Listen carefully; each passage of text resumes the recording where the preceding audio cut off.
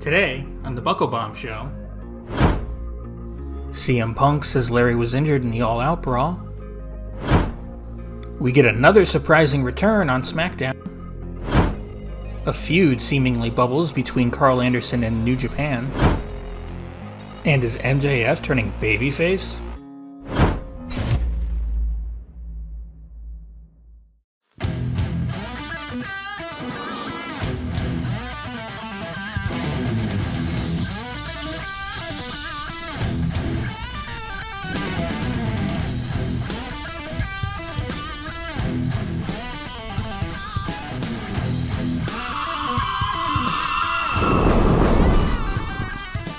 Hello and welcome to this Halloween weekend edition of the Buckle Bomb Show here on Bomb Media Productions. My name is Bobby and I'm so happy to be here to talk professional wrestling with you once again. I am joined once again by my broadcast partner.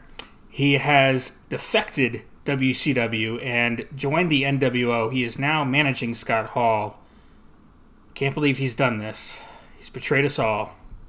The American Dream, Dusty Rhodes.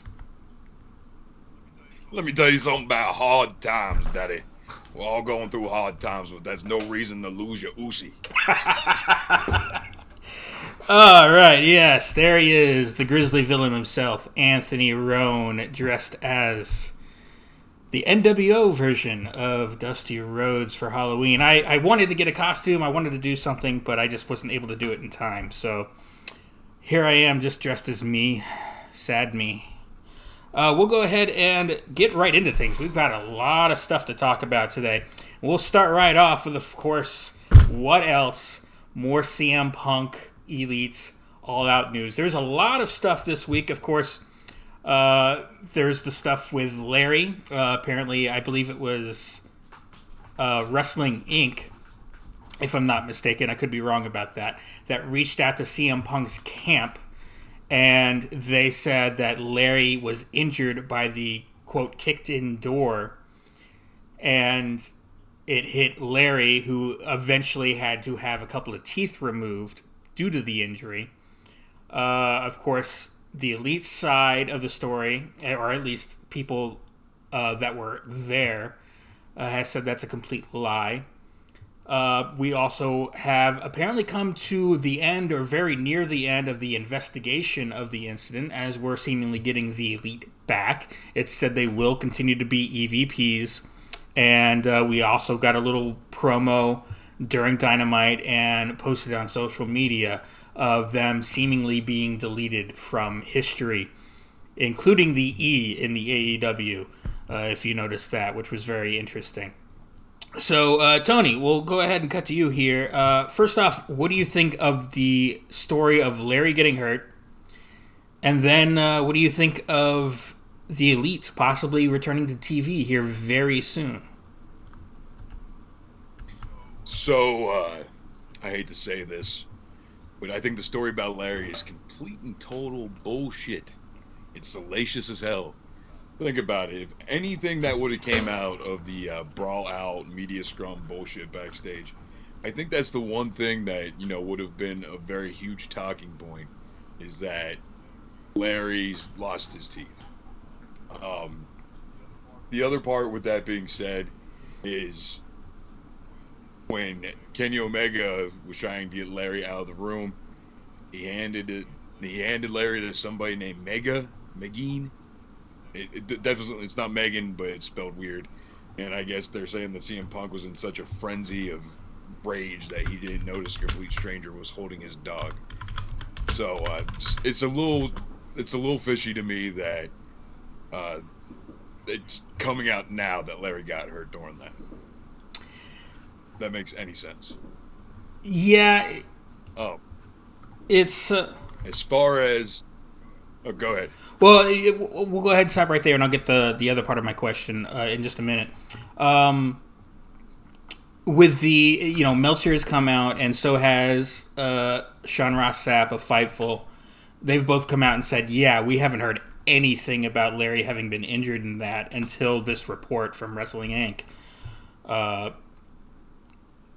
Doesn't necessarily mean it's not true. Obviously, the other side has said it has come out and said it's a complete lie. And by the way, when we're talking about CM Punk's camp and the Elite's side of the story, or people in the AEW locker room, we're probably not talking about CM Punk himself and the Bucks and Omega themselves. Because right now, I believe they're probably under an NDA and they can't talk to anyone directly.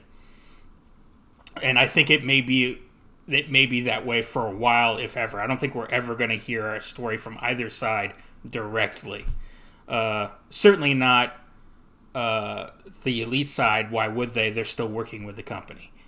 So, that being said, keep that in mind.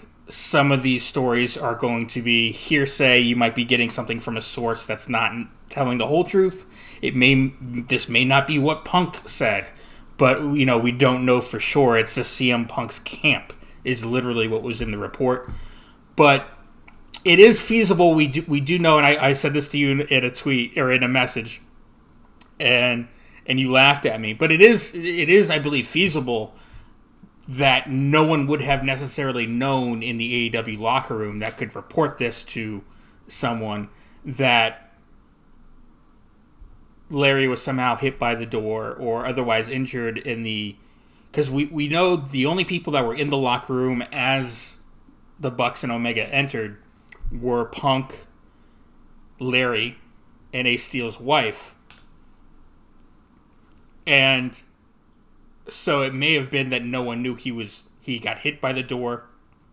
Even if Omega picked him up and carried him out, he may not have necessarily known that he got whacked in the face. He just saw that the dog was barking and crazy, and Omega tried to get him out of the situation.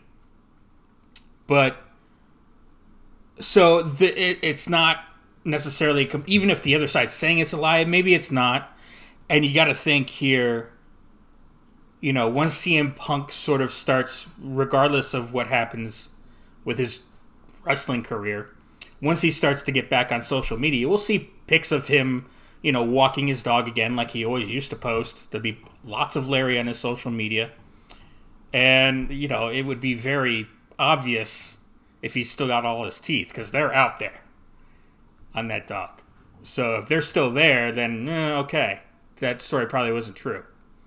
But if he's missing a couple, it lends a little bit of credence. Of course, that doesn't mean it came from that event. Maybe it's a thing that happened, and now it's being attributed to the Brawl Out. So, there's, again, you got to remember, and you got to try and take a step back and go, yeah, okay, but there's all these different angles and all these different stories coming from all these different places.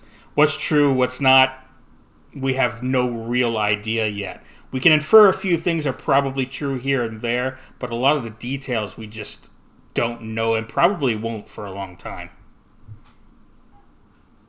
So, first off, that's bullshit, because in about another 30 years, there's going to be a podcast called Super Kick Money, and it's just going to be the Young Bucks and Dave Meltzer's reincarnated corpse just shooting on the formation of AEW, and this is going to be an episode. Are you sure Meltzer's not already a reincarnated corpse? I mean, the way he looks, the way he keeps his office, I mean... He could be. He very well could be. Who am I kidding? We all know it's going to be Conrad that scores that podcast. True. It'll be on the Ad-Free Shows Network, absolutely. Yep. No, but the other part about it, that's so bizarre to me is, and you're right at what you say at the end there, it could have been something that happened and people just seen Larry. There was a lot going on. There's a lot of chaos. We do know. First off, I think it's bullshit that one of the biggest news stories of the week is about a fucking dog. Well, it's a little puppy. But, a cute little Larry's that's so... the ugliest fucking dog. Look at you. Come on. I will throw all the dirt on Larry. He's a cool looking dog, but that's a face only a mother can love. And I know something about that. Look at mine. But no, I think with all the news surrounding Larry when it actually happened, that is something that would have been brought up sooner. That's just my opinion on it. Now, as far as the second part of your question about that, in my opinion, fucking cringy video package AEW put together. Cringy in what way? I thought it was. I mean, you know me. I'm not the big. I certainly don't care for the Bucks that much, and I haven't seen Omega enough to have a real opinion on him. I know he's a star for sure, and he's got a good look, but I didn't think the package, if for a way to come back from all of this, obviously you can't just ignore it. So how do you get them back on TV? This was interesting. It was a start to me, because it was like, hey, kind of a what if. This would have never happened. This would have never happened. Hey, AEW would have never happened. Literally, the E in AEW is elite. So I'm curious what you mean by cringy. So what I mean by cringy is it's so much speculation, right? Are the Elite going to stay with AEW, or are they going to go join Cody in WWE now that it's a Triple H production? There's a lot of those what-if questions. Obviously, we all know they're not going anywhere. It's looking more and more by the day that they're siding with the Elite in this whole situation. So what's the point of trying to show like a Thanos snap promo package? It was just kind of like, you guys are fucking stretching right now. I mean, it's like I texted you back when you sent me that video package. All Mox wrestling. Is that what we're going with? Like, it's just very bizarre to me. And it did nothing for me. It didn't do a good job at hyping the return of anybody, in my opinion. I think they're just trying to cash in on the rumor and innuendo that's out there in the world right now about what's actually going on with the Elite and AEW. Man, I just had a stroke trying to say that. Holy shit. Absolutely. Well, shouldn't they cash in on it if they can? I mean, it's been the biggest news story in a year that has seen Vince fucking McMahon retire. It's probably been the biggest news story of the year. At least the one with the longest legs. So, no, absolutely. This has been, like you said, the biggest news story in a year of Vince McMahon retiring, and just every promotion in the world's fucking on fire right now. So it's very bizarre. With that being said, go ahead. It's capitalism. You're free to try and cash in on however you can. I just thought personally there was better ways. There's more exciting ways to do it. Is there though? There is. Really, more, That's my opinion. More exciting, more interesting. That's going to get more people tuning in than, hey, we're at least in some way going to address what happened when we haven't even mentioned these guys' names on TV. Now we're finally starting to address it. They're going to come back. Are they going to talk about it? Are they not? You're going to hype up that return, and they're going to have to. And like I said, they have to address it in some form or fashion. You can't just move on and ignore it completely. So whatever, at the very least, the first promo back, it has to be talked about in some form or fashion. And then you can move on if you want to move on. But you certainly want to build that up. For sure. It would be bad business not to. I think that, this is going to be the first and only time me and CM Punk ever agree on anything. Because in 6 months from now, when he's doing a shitty, unheard of podcast on the High Spots Network, he's going to say the exact same thing. Punk doesn't give a shit about podcasts. He went on a podcast that was his friend's podcast at the time. Some guy named Scott Colton. I don't think he wants to talk about him anymore, as he continues to talk about him a lot. Obviously, before later into the whole conversation about right. But, that was his buddies. He could have gone and done a million different podcasts, And that actually leads me to, he could have done Chris Jericho's podcast, which leads into another story out of all this that we can talk about, is it came out that Chris Jericho, that night, after everything had went down, and we do know at some point that CM Punk and Kenny Omega had to sit down and talked, but nothing came of it. that night as well after the fight. But apparently Chris Jericho confronted CM Punk and called him cancer. A locker room cancer to his face. And CM Punk was just like, you're not a part of this. Get the fuck away. You have any thoughts on that? Obviously, Chris Jericho, from all accounts, has risen a bit as a locker room leader, which kind of surprised me. It wasn't he before, but he's been lauded a bit here in the last 8 weeks. So from what my understanding with Chris Jericho was never to be a locker room leader position. You'd think like with having someone like Sting in a locker room, those guys are there as legends, experienced to mold the green guys, as they would say. But now it's weird that Chris Jericho is in a position where he has no choice but to be a leader.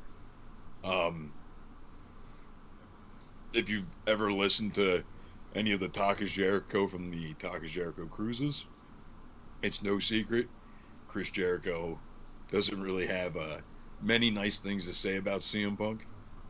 I go back to the first Jericho cruise with my favorite Talk is Jericho interview ever, I think.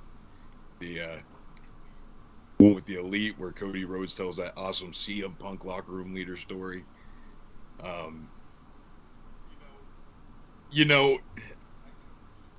I can appreciate CM Punk for what he is in the ring. I can appreciate him for the pipe bomb promo that admittedly drew a lot of people back into being fans of professional wrestling. Myself included. But at what point do you sit back and realize maybe you are the problem? And I do know there was a report, I think it was from Meltzer himself. And of course, it's Meltzer, so grain of salt. But there was a report that he did now know that some of the things he said in the scrum were inaccurate. That it wasn't the Bucks, that it wasn't Omega that was giving information to the wrestling media. That's the story I heard as well. Which boy, fucking egg on your face. Right. But I mean, another part of this, and maybe will we ever know if it happens or not? Has it happened already? Possibly. But have either one of them, the Elite, the Bucks, or Punk the other way around, have they tried to contact each other? Have they contacted each other? We'll never know until one of them says, hey, I tried, or hey, we did, and we kind of hashed things out a little bit, or he told me to fuck off. But you know that's obviously a possibility at this point too. We just don't know. We probably won't for a long time. Another thing I wanted to talk about briefly within this subject, because you weren't here last week, was the possibility of Punk jumping to WWE. Do you think it's a possibility at all? Do you think Triple H would take him back? To quote the former CEO of WWE, no chance. No chance in hell. I think that doofus son-in-law comment was kind of the nail in his proverbial coffin of ever jumping back ship now that Triple H is in charge. But I will say this, though, even though that is just my opinion, the golden rule of professional wrestling is never say never. Never say never. Although look, I don't think any of us can see it. But, I mean, none of us could see the Warrior coming back. I mean, none of us could see a lot of things that have happened. Bret Hart coming back. I mean, there are a lot of things. There's always a never say never. Now, that was with Vince, obviously, in charge. And, now we've got Triple H, at least in charge of the TV and the creative side of the WWE. it's been said that he's with his father-in-law on this. He agrees with his father-in-law. Business is business. I'll put whatever feelings I have aside if it's good for business. And that feels like that's something Triple H would agree with. Not that we know for sure. But obviously the history with Triple H and CM Punk is deep. It goes back. They've never really liked each other. At least according to what they both say. But do I think Triple H would be willing to put that aside if bringing CM Punk in would be good for business? Yes, 100%. Not a doubt in my mind, for me. Do I think that's what is best for business? Is a little bit of a different story. Because we got locker room issues. Bringing him in, people might be... Right now, we've got an all-time high in WWE in locker room morale, right? So, bringing him in, even if he's on his best behavior, bringing him in... He was on his best behavior for a long while in AEW, too, and it wasn't until suddenly, things started to go sideways with certain people. And that's always a possibility with Punk. Said, and that's a possibility with anyone in wrestling, but there's a history. And with that being said, how hilarious would it be to see CM Punk just go back to WWE to fight Cody Rhodes backstage and say that he beat up all the members of the Elite in 2 different companies in 1 year? That would be hilarious, but there's no way you put there's no way you bury Cody like that. So with what you're trying to do with Cody in WWE, but that'd be great. Don't get me wrong. And then we'd all hate it the next day. But but to continue what I was saying earlier, or what I was saying there, and now my mind's blanking all of a sudden. But to continue what I was saying, if you do bring Punk back, it's not going to be a full-time gig. I mean, that was part of the allure of AEW. There's no house shows. You've got TV 4 nights a week, the occasional live Rampage, okay, whatever, if he even has to be a part of it. And then you've got a pay-per-view once every 3 months. So he's not coming back to a full-time WWE schedule by any stretch, no matter what. So he's pretty much going to have a Brock Lesnar deal. Is that worth it for WWE? Would the money be good enough for CM Punk? Would the creative be right? If all those things line up, yes, he comes back. But those are a lot of ifs. That's a ladder that's got to be climbed that we don't know if it could be climbed. I don't see any chance of it being climbed. Like you said, for a certain sect of the fan base, would that be best for business? Absolutely. In the reality of, and again, one of your favorite things to say, would it be best for business in a publicly traded company, knowing how toxic he's considered in locker rooms? But that being said, if he's only part-time, he's not going to be in the locker room long enough to really have an effect. He's going to come in, and he can do his thing of, hey, I'm helping the young guys a little bit here and there when I'm there, like Brock Lesnar does. And he seems to get a kick out of doing. Which Brock Lesnar hated the business, a decade and a half ago. But, so there are a lot of factors and things that feel like there's not a chance. But if they get on the phone, and that's the biggest step and the hardest step that's going to happen here is and it's going to have to be the WWE, and it's going to have to be Paul Levesque calling Phil Brooks. Because we know how Phil Brooks holds a fucking grudge. And there's no way he's going to reach out to WWE. He doesn't need them, and he doesn't need wrestling. He's got money. He's never been someone that wasted money. and he likes. There's other things. He was doing movies and he was doing things, and he enjoyed himself for 8 years or 7 years. He came back to wrestling and he fell in love with wrestling again. He said, and that's great, but he doesn't need the WWE. The WWE doesn't need him. But I don't see any way Punk contacts WWE first. But if they contact him first, specifically, especially if it's Paul Levesque, and they're able to get some sort of conversation going, hey, sorry for sending you that notice on the day you got married. My bad. If they can get some sort of conversation and working relationship going again, you never know. But to me, the hardest part is going to be that first call. Yeah, the first call is always the hardest call with doubt. However, I'm on the opposite side of the spectrum. I think it's something to CM Punk coming back because he was broke. That's something that's been discussed multiple times.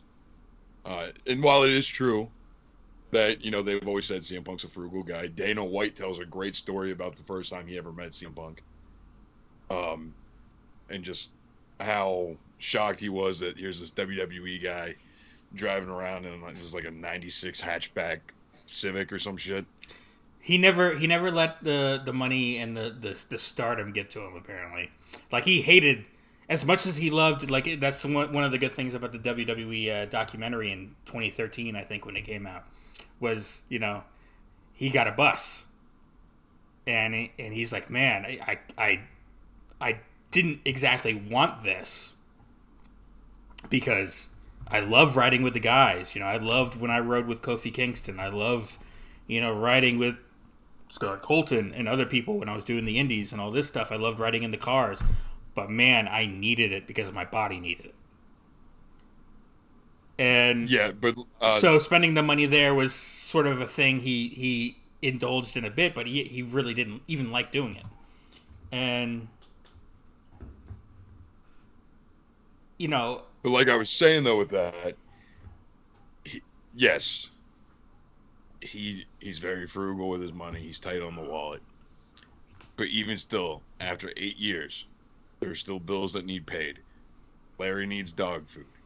Wasn't that like one of his famous lines when he first came back to AEW in his first night? I think he's. I don't think he's hurting for money. He made a lot of money with WWE, and I don't think he's hurting for money. And let's not forget, he's got a wife who's got a big share in a company that's doing well right now, a wrestling company, and she's doing things. She just had a movie come out. So it's not just him. He's got a wife out there that's making a lot of money as well. They're both names. They're both doing things in the entertainment side of the business as well as wrestling. He doesn't need the WWE. But okay, but like, and we'll agree to disagree on the financial aspect of it. But at the end of the day, though, and like you said, Phil Brooks holds a grudge like no one else can. It's very evident. He will, underneath the volition of him being a jackass, not put Vince McMahon to the side in favor of hearing out Triple H. You can set it like a clock, dude. I mean, that's just the kind of person Phil Brooks is. He did always say, before he returned to the AEW, he did always say, hey, they call me. If Paul Levesque calls me, I'll listen. I'll talk to him. I'll have a conversation. He always did say that. And on the other hand, we do know, and we got to move on for this story. We're already 30 minutes into the show, and we got 7 topics, and we're only on the first one still. But he when he did the Fox show with Renee Young at the time, that was a deal with Fox. Fox wanted WWE to hire him back. And Vince McMahon said no. And when do you ever see Vince McMahon really say no like that? And Vince said no. At least that's according to certain reports that have been out there. So there's a whole lot of moving stuff to this story. A whole lot of stuff that, a lot of it we'll never know for sure one way or the other. Will he come back to WWE? Will he ever have a chance to come back to AEW? Right now, obviously no, but hey, 2-3 years' time, some things cool off, who knows? There's a lot of stuff out there. Obviously, he's not getting any younger, and this Larry story is just, one way or the other, it's not a fun story. And of course, we got the Elite coming back to TV here, and apparently being EVPs again, which I think is a mistake, but that's a whole different topic. We'll go ahead and move on to the next one, because we need to move on here. And that'll be Karl Anderson, who we know was double booked for Crown Jewel and also the New Japan Pro Wrestling Battle Autumn, where he was set to defend his Never Openweight Championship. He posted a video a couple of weeks ago where he said, hey, you didn't book it through the right guy. I ain't showing up. I'm going with what I've got now with WWE and Crown Jewel. That's where I'm going to be wrestling that day. And a lot of information came out about, the New Japan Pro Wrestling president being upset. And a lot of this was reported as a shoot. Literally just yesterday, I think it was. Yeah, or 2 days ago. It looks like Fightful came out and said, Fightful Select, in fact, came out and said that, no, this is all, I mean, maybe there's some hurt feelings still, but this is all planned. WWE is aware that Karl Anderson still has some dates with NJPW. He's got to work. New Japan has known that him and Doc Gallows have been, or Luke Gallows, whatever name we want to call him, is they were apparently they knew they were going back to WWE as early as August. So they were aware that there was going to be this situation. And as far as New Japan knows, they're going to be working for them and still work dates for them all the way through January at Wrestle Kingdom. What are your thoughts on all this stuff going on between Karl Anderson and NJPW and the Open Neverweight title? Is it a work? Is it a shoot? What do you think? I think with them renaming all the premium live events, prepare for WWE GCW New Japan Presents One Night Stand. And you can shake your head all you want, but there is that little thing in the back of your head saying, fuck, it's a possibility, huh? It's really not. And we'll get to that in the GCW story. But go ahead. So, New Japan is always very willing to make storylines out of anything. Whether it's taboo, real life, politically correct, doesn't matter. That's just New Japan shtick. The only time New Japan can't make a deal with someone is if you embarrass one of their top guys. Ergo, Kazuchika Okada being in TNA back in the day, the way they treated Okada on TV effectively ended the New Japan partnership with TNA before it really got off the ground. WCW is another perfect example of that, where they disrespected a lot of their top guys back in the day, or so Inoki felt, and that terminated that partnership. So, if you look at the new regime, the triad that's in charge of WWE now, they're all on the same page with thinking that, they're open to talk and work with anybody if it makes sense. And what would make sense more? I mean, I know you and me agree to disagree on this one constantly, but we have to accept the fact that no longer can we ignore that having Bullet Club on your television is a bad move. It's one of the hottest IPs in professional wrestling right now. There is an active Bullet Club member in every major company right now.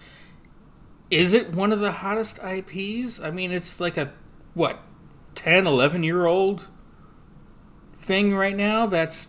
And I would rival... I don't think it gets talked about anymore. I haven't heard the Bullet Club. I don't even know what the Bullet Club's doing right now. And I used to, and I didn't watch independent wrestling. I haven't heard anything about the actual Bullet Club that's still going on today, whether it's in New Japan or wherever it is. It's still one of the hottest in my opinion. It outweighs... And here I am. I'm running a wrestling podcast now, and I know nothing about the modern day Bullet Club. So I feel like everywhere. Sure, you still see NWO and DX. Do you see the shirt you're wearing? I made an NWO shirt with my logo on it. Come on, of course the shirt's still everywhere. Because when you buy a wrestling shirt, we all know you wear it for 15 years. Not true. I wear my shirts very hard, thank you very much. And they usually end up losing sleeves within the first year. It's just the trailer trash in me that's never going to leave. Says the guy drinking Busch Light. No, as far as a working relationship like that with New Japan, no, that of course. And we've both heard, and it's not something that we're talking about today, but, obviously there was a report today that Billy Corgan has had conversations with Paul Levesque and, having some sort of working relationship with WWE. But... Whoa. You gotta remember, motherfuckers been at work since 7:30 this morning. I have not heard about this. Oh, it came out like 2 days ago. But Billy Corgan admitted that he's open to working with either AEW or WWE for NWA, as it currently is today, to be sort of a training ground for their company. And he said that he did have conversations with Triple H. But... Please give me Nick Aldis versus Roman Reigns. That you're not going to get. But it has been talked about that Nick Aldis could be coming to WWE very soon. Really? Yeah. Anyways, we're not talking about that today, unless you want to talk about it later in quick jabs. We got a lot of stuff. No, it's all good. It's all good. We're just going to breeze right past this. That the Smashing Pumpkins are going to start making the theme song for NXT.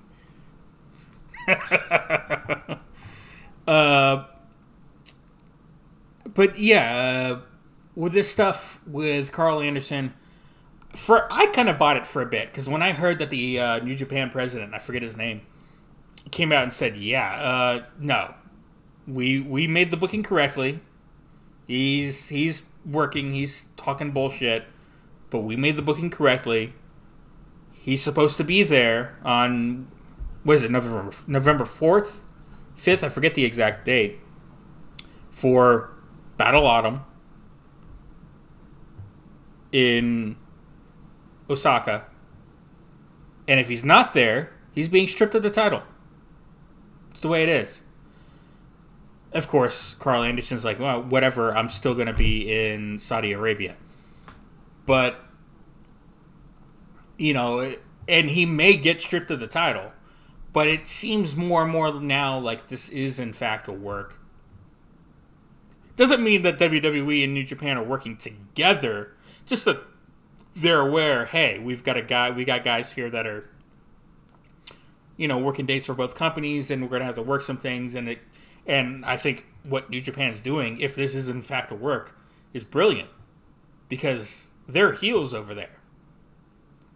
And as much as they're baby faces in WWE TV, they're heels over there in New Japan. And that little promo by Karl Anderson about, you didn't book it with the right person was a great little promo and a great video. So, I think this is fun stuff, and that's all I think. I don't think there's any animosity behind it. No, I think it's absolutely 100% work. And I think if we learn three things with this story, Rocky Romero is going to be wrestling next week on Main Event. Smashing Pumpkins are the official theme song for War Games. And New Japan GCW WWE crossover pay-per-view coming 2023. All right, that's pretty much it. We summed it up. Yeah, sure. That's it.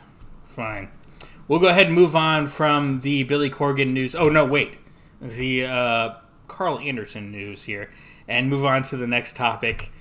And Emma returned on Friday night to the WWE, 1 day short of 5 years exactly from the day of her release due to budget cuts back in October 29th, 2017. Are you happy to see Emma back? Did you like the match she had with Ronda Rousey? I don't know if you had a chance to see it, or if you know what happened there. She ended up getting tapped out. She tapped out to Ronda Rousey's armbar, but only after she put up a hell of a fight, and Ronda Rousey had to cheat with an eye rake, which I love, by the way, that an eye rake was a cheating maneuver. We have rules in wrestling again, but go ahead.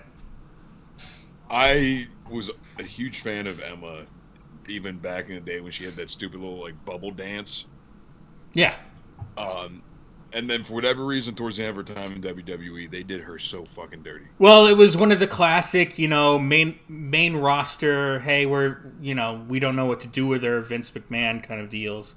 On top of, didn't she have a DUI, maybe 2, or something like that? I don't remember anything about that. But what I will say though is, that aside, that's bullshit. Well, yeah, no. Don't get me wrong. And that has no bearing. Reasoning when you have the fucking Uso brothers still on fucking TV as champions every week.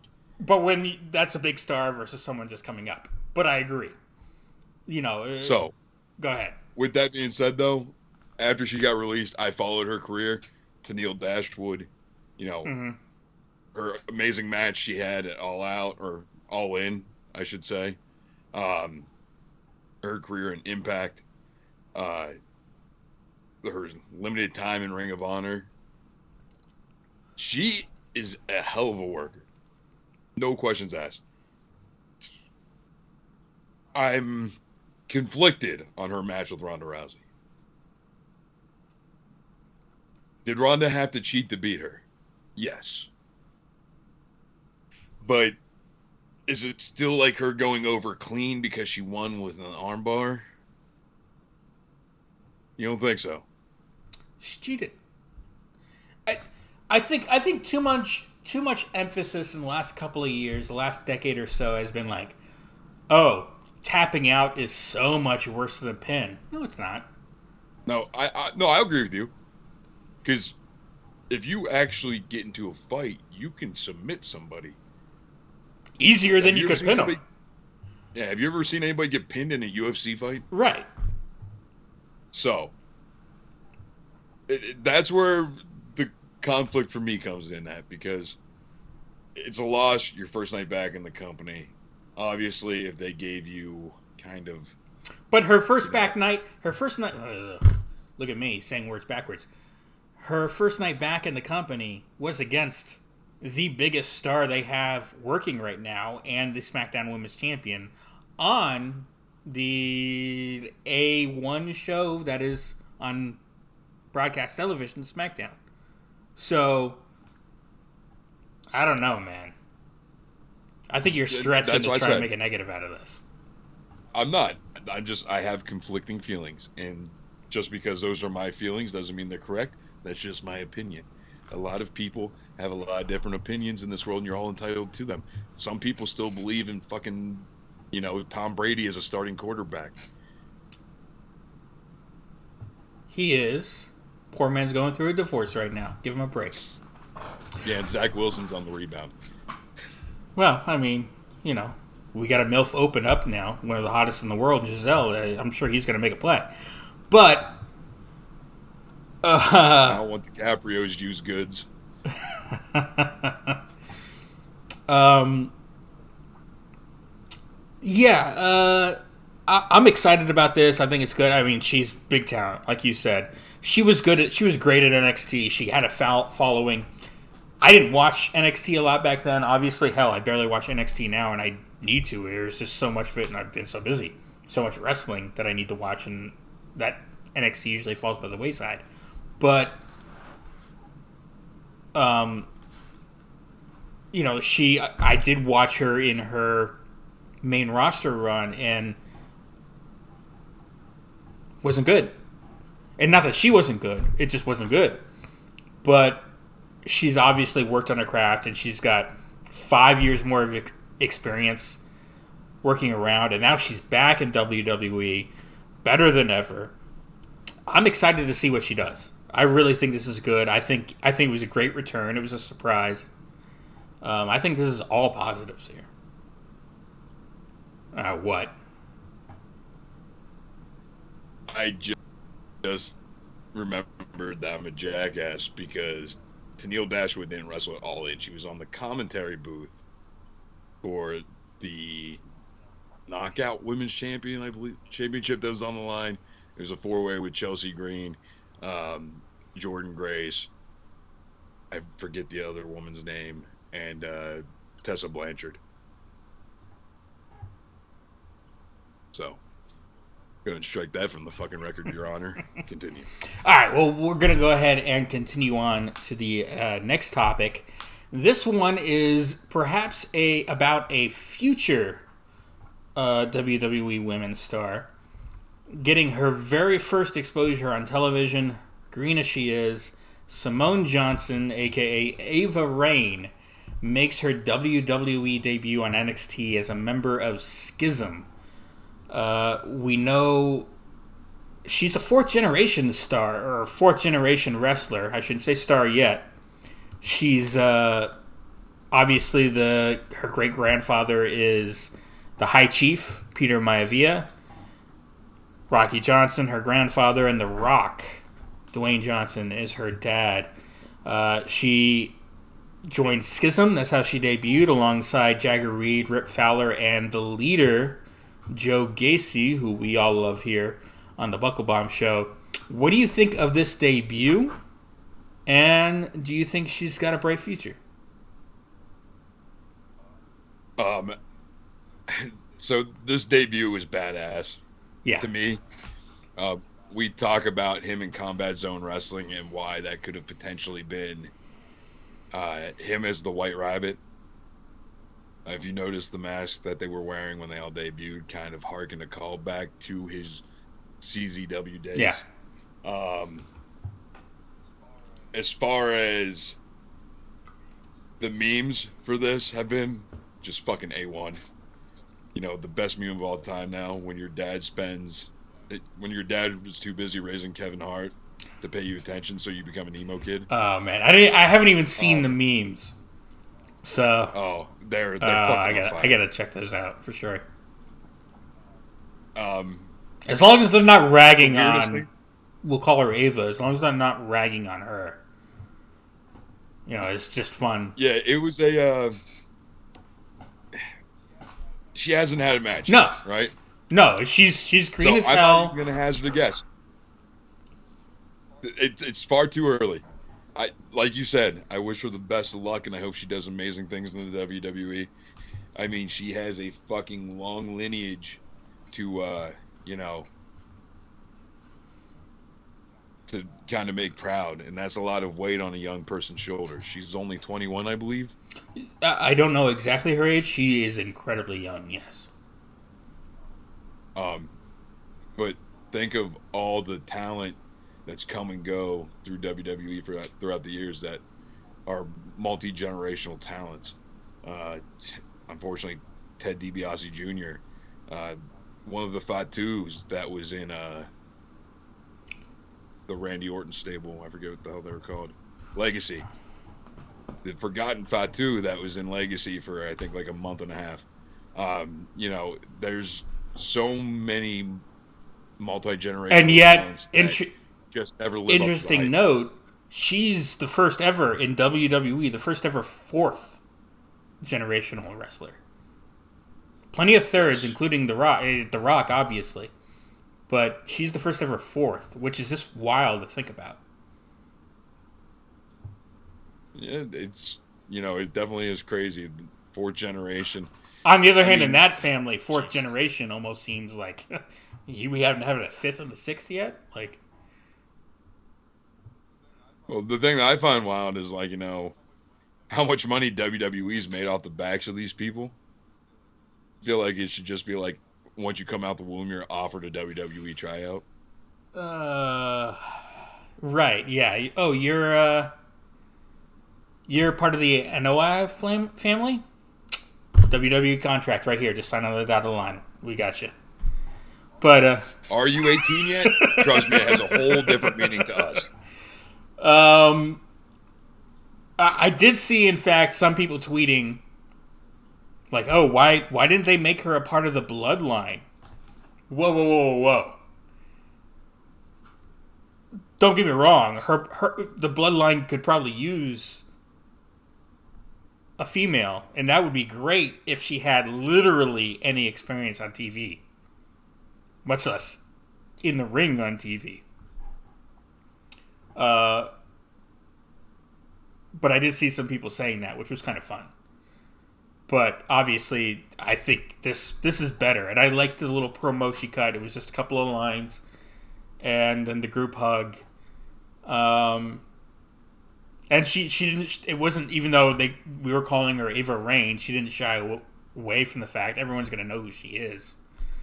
It was like, oh, hey, the schism has given me what the schism has given me defies any notions of who I'm supposed to be.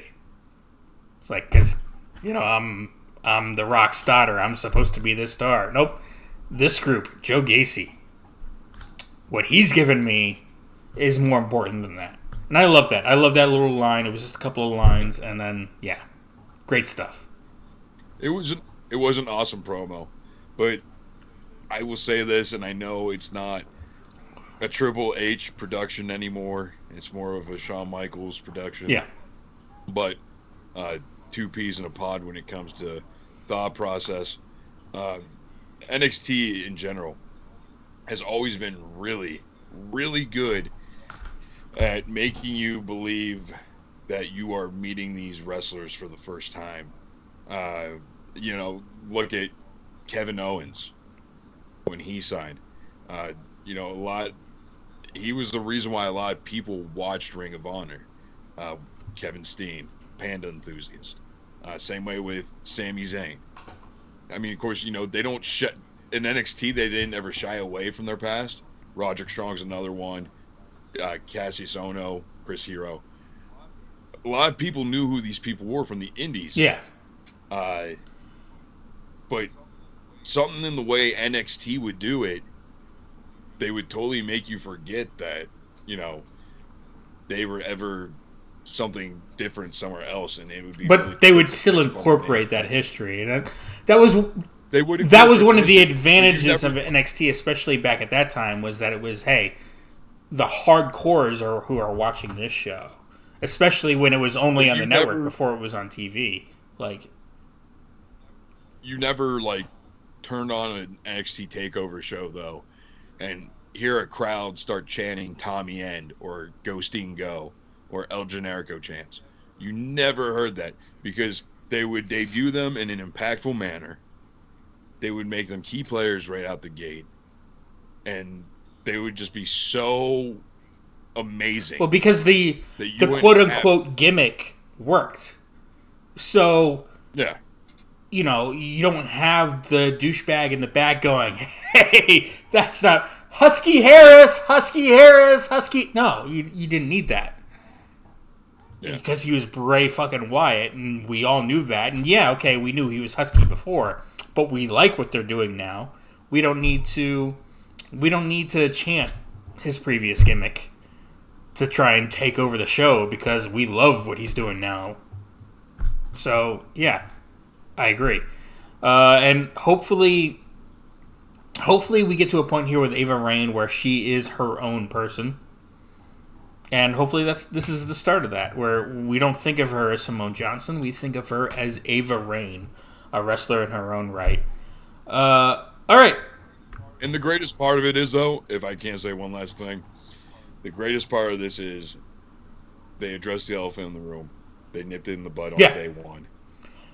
Now it's time to move on and get used to it. Now it's time to build her, and the schism is new, and obviously you've got Jagger Reed and Rip Fowler, who recently had a name change. They just came over from NXT UK, former NXT UK World Tag Team Champions. So, Joe Gacy is kind of... It's weird. Joe Gacy is the guy there that's the star in that group, and he's the leader, and he's got guys under him, and now someone completely green and brand new under him, who, hopefully you can build up into something. All right, we'll go ahead and move on to the next topic. We're talking third in a row here, another female wrestler, which is fantastic. Could Chelsea Green be coming back to the WWE? There's been a couple of reports this week. First coming from PW Insider that WWE is very interested in bringing Chelsea Green back to the WWE. We do know on this week's episode of Impact Wrestling, Chelsea Green said she wanted to end Mickie James once and for all. Now, for the rest of this topic, there's going to be spoilers for next week's Impact taping that has already been taped. We do know that Mickie James and Chelsea Green had a match. Loser leaves Impact, and Chelsea Green lost. So there's a lot of speculation now that we could very soon see Chelsea Green in the WWE. Are you for this? Are you excited about this? And I don't want one mention of Zack Ryder in your first response. WWE's partnership with GCW confirmed. And, of course, I would never mention Zack Ryder when it comes to this because, like Simone Johnson, Zack Ryder is dead and in the past. Okay? He comes back to WWE, that's going to be his name. It's not going to be Matt Cardona. No, he's always going to be the Deathmatch King, Matt Cardona. Okay? No. But Chelsea Green is a great talent. She just absolutely just fucking crushes it. Very meaningful wrestler. Like, she's about it. She's as big of a wrestling history nerd as her husband is. So, like, she's not out there, like, fucking faking it. Like, I think the thing, and I don't think we've ever talked about this before, but I think something that's going to hurt wrestling in the future is this NIL deal that WWE has with college athletes. A lot of these people are just looking for jobs after. They're not really into professional wrestling. Granted, Brock Lesnar's one of the best wrestlers in the last I would argue years. it's the opposite, but continue. We can talk about that in a minute. Okay, yes, you can build the passion for it. But if the passion's not there from the start, you're never actually it's going to take you more time, I believe, to reach that next level. But Chelsea Green is not that. Chelsea Green is passionate. She has a skill set. Arguably, her matches are far more entertaining than her husband's if you don't like outlaw mud show wrestling like Bobby. But, yeah, no.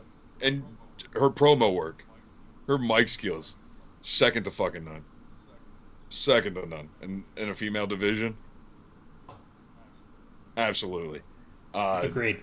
She literally got the biggest pops from the GCW crowd when Cardona was on a GCW show. Like, it was Chelsea Green getting most of the heat, and Cardona piggybacking off of her. Yeah. So, yeah. I fucking hope she gets a shot in WWE, and I hope she's one of the next women's champions. I mean, she has been in the WWE, but obviously she was let go a few years ago. I think this has been 5 years for her as well, if I'm not mistaken. But she's gone on a run here with Impact and with, being all over the place. Say it. GCW. Being, Matt Cardona's valet as well, obviously. And look, I love Matt Cardona as a wrestler. I don't like the deathmatch bullshit. I think he, as a good wrestler, has pulled some good stuff out of those bullshit matches. That being said, we can talk about that in the next topic. But, Green, again, is talent, good talent, and putting her on WWE. Again, adding talent is always good. You can never have too much talent. And bullshit. And adding Chelsea Green to that, it only becomes too much because fans would be like, why isn't this person getting pushed? Look at how good she is. Well, look at the talent that's already up here. You know, how are we going to push her? We can push her, we can try, but how is she going to reach that level? And right now, quite frankly, WWE's women's division is stacked. Absolutely stacked. And we got people on the bench, and it's still stacked. Stacked but limited due to people being on the bench. Stacked in spite of that, in my feeling. Like, you know, Becky Lynch comes back and she's immediately the biggest star they've got, other than maybe Ronda. So... Wait, hold on a second. Is this potentially one of the mystery partners for Damage Control in the women's War Games match? It would make sense. She's a hell of a heel. Maybe. But just to kind of go, not to go too far off topic, but if you would have told me that going into November of 2022, I would be talking so much shit about AEW, I would have told you were fucking stupid, but here we are. AEW is just buying up talent for the sake of buying up fucking talent so they can't go to WWE. If you look at how many people are actually contracted to AEW and Ring of Honor, despite there's no Ring of Honor deals for streaming or television yet, you would look at that roster and be like, you could probably make 6 companies of really good weekly wrestling action with the amount of people on their roster. Well, you know, I don't know about that specifically. We do know WWE was doing that for a while. And then we went, oh my God, we got all these people and we have nothing to do with them, especially during a pandemic. Let's start cutting people. But I think at the same time, AEW, and again, we're getting off topic, AEW, as a startup company, had a lot of talent that really wasn't all that talented. Maybe some of them had made a little bit of a scene here and there, or had a name somewhat on the indies. But, you know, as far as becoming a national TV star on wrestling, they didn't have much of a shot. They weren't good enough to do that, but they needed bodies. They needed people on TV. And as some of these names started getting released from WWE, oh yeah, I'll take this person, and I'll take that person, and I'll take this person. And suddenly, for a little while, AEW's roster is really bloated, and there were certain people that were really pushed and significant on AEW TV that suddenly disappeared because now you had actual stars or potential stars being put on AEW TV. And now we're in this weird position now where WWE's getting people back, and the morale is shift where the AEW locker room morale, it's building back up after Punk has seemingly killed it, whereas the WWE locker room post Vince McMahon, the morale is by all accounts the best it's been in a couple of decades. So, and I think this is just a part of that. Chelsea Green, why wouldn't she want to come back to WWE? You've got a stacked women's division. You can jump into that, have fantastic matches with numerous women, and try and build up and get to a big match there. To say nothing of her husband coming back. Alexa Bliss versus Chelsea Green. Yeah. Bianca Belair versus Chelsea Green. Nikita Lyons versus Chelsea Green. I mean, the matches are there for her to have against a lot of really great women's wrestlers that she hasn't faced. Well, let me ask you this: do you think they bring her back to the main roster immediately, or do you think she's back in NXT? Main roster immediately. And I don't think it's necessarily, and don't get me wrong, I did absolutely say she's very talented. But I don't necessarily think it's because she's super talented and they're just like, oh, she has all the experience. I think it's truly because for as stacked as the main roster's female division is, they're not exactly full strength, if you know what I mean. Right. A lot of injuries. the injury bug has worn out the women's division. So now we're being forced to see the same matches week after week again from the women's division. Just something I thought we were out of. Unfortunately, it doesn't look like we are. So, somebody like Chelsea Green coming through, by all means. All right. Well, let's ask the people watching right now. Let us know in the comments down below. What do you think of Chelsea Green coming back to WWE? Do you think it's a good thing? Do you think she'll do well? Are you not so excited for it? Let us know. The next topic here is the topic that you asked for last week. There were reports that GCW, and well, let's backtrack what I just said a little bit.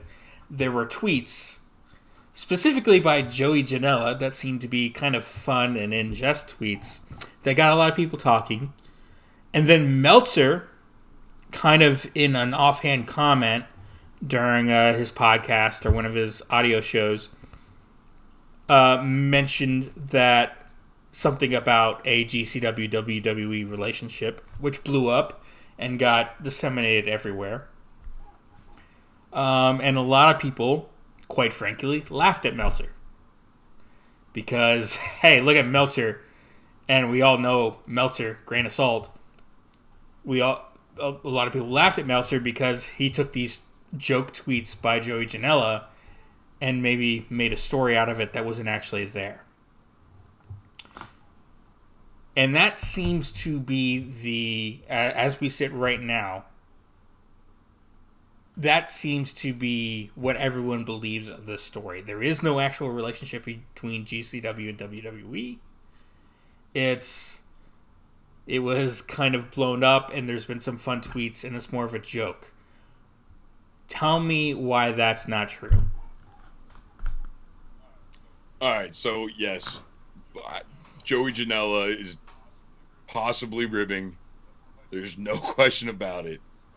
Despite the fact that he keeps saying that Brett Lauderdale needs his paycheck from Brett Lauderdale, so he's going to do what Brett tells him to do. Despite, the GCW Twitter account actually retweeting Joey Janela's longest episodic weekly television tweet. There's just a few other things that make me believe that there could be some truth to this. One of those things being little fan favorite on the indies known as Electric Fantastic Fuck You, also known as Effie. He has a podcast, or I guess he Twitch streams a show every Monday night with Raw called Monday Not Raw. I believe it's Twitch, yeah. Been extremely critical of WWE in the past, and now all of a sudden, out of the blue, he does a complete and total about face on it and has said nothing but positive. Aren't we all that way, though? That kind of coincides with all of us being, hey, WWE's been a little better. No, because we actually called the bullshit when we see bullshit. Oh, absolutely. Yeah, this isn't that, my friend. He's been over the top with this it? This is WWE bootlicking. Okay. There's also, Nick Gage. Disappointingly, in my opinion, starting to clean up his wrestling style a little bit, which has been fucking weird to watch. Really? I don't know Nick Gage to ever have actually wrestled a match. All he does is his bullshit. You know what? Let me say this right now, okay? And fucking, we were texting back and forth earlier about the fucking Uncle Huggy Funny or whatever the fuck his name was, the Bray Wyatt character, and how, it's bullshit, it's over the top, is what you're telling me. Wrestling is subjective. Oh, 100%. Wrestling is technical. Wrestling is lucha. Wrestling is violent. Wrestling is hardcore. Wrestling is gay. Fuck you, Ryback. The point wrestling is art, as you said. Art is always subjective. At the end of the day. So, yes, Nick Gage has wrestled many, many matches. I'll go with the grave on that one. I've never even been able to get through one, and it's not because of the violence. It's because of it's terrible. It's not put together well. You know, I don't get me wrong. I can watch a hardcore match. I can watch a bloody, violent match, but when the storytelling goes through its progression accurately, and it's not just, quite frankly, and I think I said this to you in a message, it's nothing more than how I think of a Young Bucks match. It's just a bunch of flippy shit, and it's spot after spot after spot. It's just, instead of the spots being high flying off ladders and shit, it's, you know, it's pizza cutters to the fucking forehead and light tubes and this and that. Which, by the way, Domino's really screwed the pooch on a great fucking promotional deal with that. Yeah, I don't know about that one. I think Domino's did the right thing. We don't want to be associated with this shit, but, you know, to each his own. Listen, no matter what you say, at the end of the day, Chris Jericho said that wrestling Nick Gage was one of the most fun matches he's ever wrestled in his life. And that guy is literally the walking, breathing goat of professional fucking wrestling right now for a 30-year career. So I think his opinion kind of trumps everything that we kind of talk about in this bullshit world, you know? Hey, look, obviously his opinion means more than yours or mine. 100%. His opinion has gone down in... Oh, that's... we don't need to talk about Chris Jericho here. But... yeah. Let's just talk about the logistics of a potential relationship between WWE and GCW. Why would WWE want to, as a publicly traded company, get in bed with GCW? Why would they... You use that word with such a crutch. It's not a crutch. It's just a fact. You have to you have advertisers to worry about. You have stockholders to worry about. You can't be going there when you've been in every shareholder meeting and every shareholder call, when you've called AEW blood and guts, and even in the Triple H regime, you've said, yeah, you know, I like the old school wrestling, but that blood stuff we just don't need to do in these days. Why are you going to be getting in bed with a company that is literally known as a deathmatch company? For the same reason, and look, put the publicly traded bullshit aside, okay? For the same reason that Saturday morning cartoon WWE got in bed with ECW in the early 90s. That was all under the table, and maybe there is an under the table relationship going on there. But why would you want that public? Why wouldn't you want that public? Because the thing about it is, man, I think because it makes you look like a fucking hypocrite. No, it doesn't. Oh, WWE that's railed against blood. There's no blood allowed on their program unless it's Hardaway. And okay, well, I'm not saying though you're going to get a fucking Nick Gage match on Monday. No, of course not. I know you're not saying that. What I'm saying is though is you're probably going to get like more of like a Speedball Mike Bailey or a Blake Christensen match on Monday Night Raw or NXT. Because there's a lot more to GCW than just deathmatch. And there was to ECW, especially early on. We all know about Eddie and Ray and Chris Benoit and all that stuff. But, you know, again, and at this point, and by the way, then the WWF was not a publicly traded company. Yes. And that has a meaning. It's not a crutch. That has meaning. It's very specific. You have a. Okay, but you still think CM Punk's gonna come back to WWE, a publicly traded company, knowing the guy is fucking toxic backstage? That's a very different thing. It's not about something that's not something that's being on TV. That's something you can turn into a storyline, or that's something that is backstage and has nothing to do with what's being presented as story on TV. You start putting blood on TV, or even being associated with a company that is known for blood and guts. When you've said to your shareholders, that's a thing we don't want to be associated with, vehemently, time and time and time again, And you've got sponsors that literally we were thinking about going PG or TV 14, but nope, our sponsors were too worried about them. We're sticking with PG, despite having to sometimes censor our fans going, holy shit. Like, I'm sorry, there's no way. I'm not saying there could never be a relationship. I'm just saying it's never going to be a relationship that's on TV. Here's the thing. Is there deathmatch wrestling in GCW? Absolutely. That's what they're known for. Literally, look at the logo that's on my screen right here. They are not. Okay. ECW's logo was fucking barbed wire. There wasn't barbed wire in every fucking match. But that was literally in the lead up. No, of course not. I'm not saying there is. I'm saying that's what GCW. That's what GCW is known for. I'm not saying they have every single match of theirs is garbage. I'm saying there's a perception. I'm saying it doesn't even have to be reality. I'm saying there's a perception among fans, and that would get to sponsors. Why are you pairing up with this company that is known for this bloody, gruesome, garbage stuff? In today's world, why would you open yourself up? Why would you even open yourself up to that kind of criticism? There's no reason for WWE to at all. You know what the fucked up thing is about the difference between reality and perception? The perception that GCW is just deathmatch wrestling, but the reality is that Pat Patterson molested ring boys in the 70s, and he still had a fucking career with WWE until he died.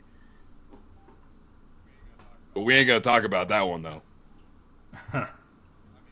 I mean, come on.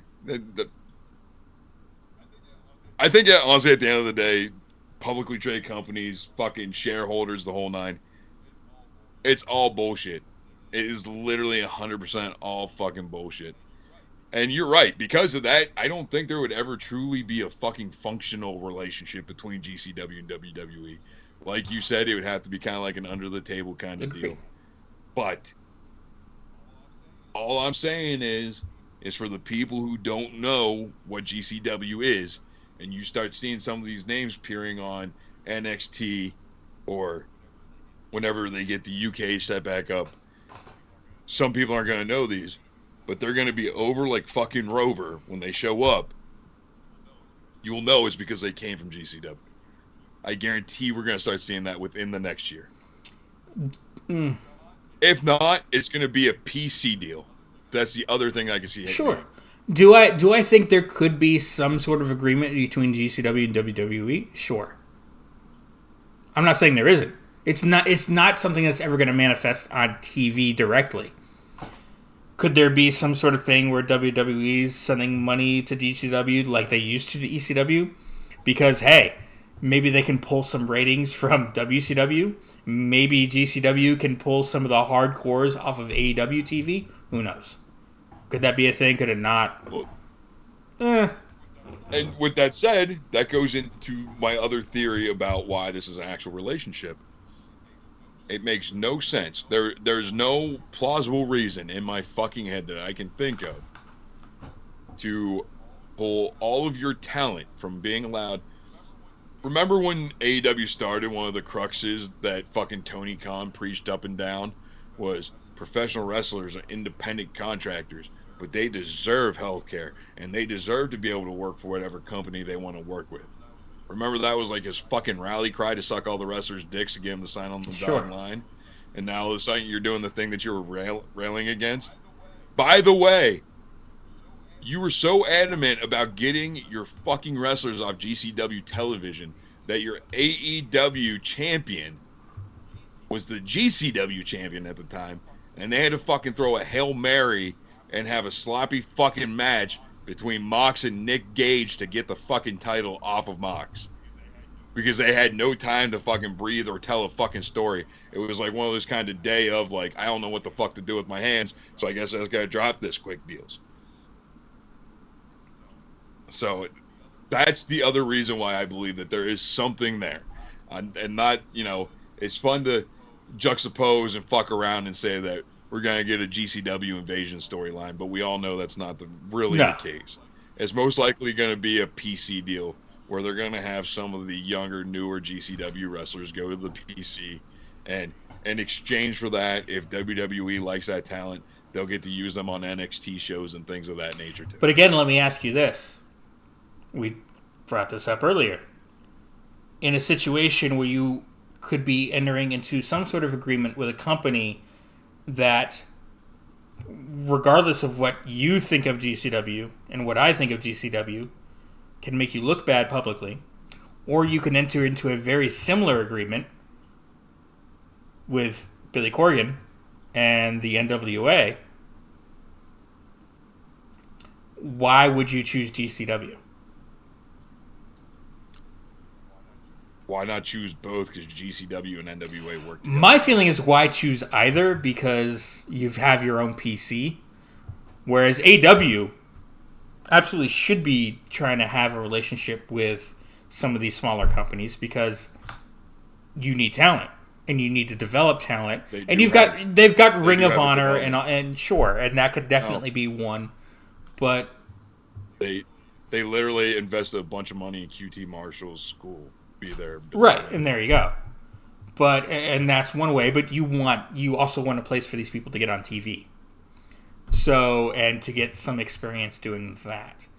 That was one of the biggest problems with early AEW television was a lot of these people had never been on proper wrestling television, and so and knowing it's one thing to be able to be in the ring and wrestle a good match even, and it's another thing knowing okay that's my hard cam. Here's my handheld guy, here's my other handheld guy, and I've got my jib right there floating around looking at me, and being able to sort of try and wrestle a match for the cameras as opposed to just a live audience. So I think the other part is, though, that we have ignored. WWE has their own developmental yada, yada, yada. Do you think that there's still a small possibility that with, we're coming out of the Me Too movement and the Speak Up movement that affected professional wrestling exclusively, do you think maybe just in light of this whole Vince McMahon thing, WWE's exploring options of partnerships with other companies as a make good kind of deal? Like, hey, we know our fans fantasy book all these fucking matches. Let's see what we can do about giving it something. Let's see what we can do about having Kenta show up on Raw and pin Karl Anderson for the Never Openweight Championship. Let's see Kazuchika Okada come in and have probably a 6-star match with Roman Reigns. I mean, I'm not saying it's going to happen, but it's not out of the realm of possibility. You need to forget what kind of shitty fucking year or shitty start to the year WWE had. And don't get me wrong, Triple H is doing a really good job at it. But there's always ways to actually hit the fucking Men in Black memory wipe. For sure. You always have to remember from a WWE perspective, what is truly my advantage here? What is the goal here? And what does it do? Okay, yeah, sure, I can have this interpromotional match with a company that the hardcores will love, but what does that do for my ratings overall, for the general audience that I'm trying to get? The hardcores are already more or less watching. I need to try and draw in other people, and is Kenta coming over really gonna bring that audience? No. So that's always going to be WWE. And I'm not saying you can disagree with me on that, but that's WWE's outlook. At least it has been traditionally for them. And I don't disagree with that. No, it absolutely has been, because I will tell you right now, you know this, I'm more of an indie wrestling guy. Yeah. And until we started this, I couldn't tell you the last time I watched Raw before that. Yeah. Like, loved having the WWE Network, Peacock's fucking hot trash. But, at least with the network, you got to keep up with every pay-per-view and things of that nature. So you were kind of still in the loop because, let's face it, nothing good ever happened unless it was on a pay-per-view because Raw and SmackDown were hot garbage. Right up until they redid the drafts, the brand split, and they started talking smack and Raw talk. Like the OG one with Daniel Bryanson talking about James Ellsworth's big hug. So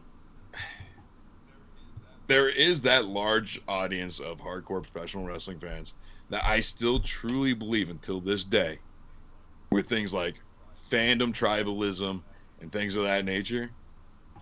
Yeah. WWE is looking into all possibilities to try and get some of those AEW viewers back. Those ones who are strictly, I'll never watch WWE again. Fuck Vince McMahon and everything he did. Fuck Nick Khan. Fuck Stephanie. Fuck Triple H. Well, wait a second. Kenta was on AEW. He tagged with... He wrestled against Jon Moxley. Now he's going to be on WWE Raw? I got to check this out. And just like that, boom, you got a million viewers. Be far from a million. But you could bring some eyes to it. What did Dynamite do last week? Just under a million. 997,000, if I'm not mistaken. Was it 2 weeks ago they hit a 2 million viewer mark? Did they hit 2 million? I don't... Yeah, recently. Very recently. But, to your point there about getting an AEW audience, one way they could really, it might be a million, is if they were to win the contract negotiations. My mind's blanking here on the word. I had this great, fantastic segue into the next topic. The Bidding War of 2024. That's exactly what I was trying to say. Now I screwed up my segue here. But the Bidding War of 2024, if they were able to get MJF on their team, I think that would pull over a lot of AEW people. Speaking of MJF, I'm just going to move on with this segue as if it were perfect. Is he turning babyface on Dynamite TV right now? He just got beat up by the Firm and put through a table on Dynamite. And a report came out a couple of days ago that there are people backstage within AEW that think he should turn babyface. Though it's also been reported that MJF wants nothing to do with that. He wants to stay heel. What do you think's going on here? Is he turning babyface? I think MJF is staying heel. No chance you're turning MJF babyface. What does a babyface MJF look like? Yeah. Yes, he's conflicted right now. Absolutely. But you have nobody who does kayfabe better in professional wrestling right now than MJF. He is Maxwell Jacob Freeman on podcasts, meetings, signings, anything. He's that fucking guy. He's that guy on airplanes. Like, he'll literally get off an airplane and be like, I just sit next to this fat fucking slob that smelled like KFC and was drooling all over himself the entire flight.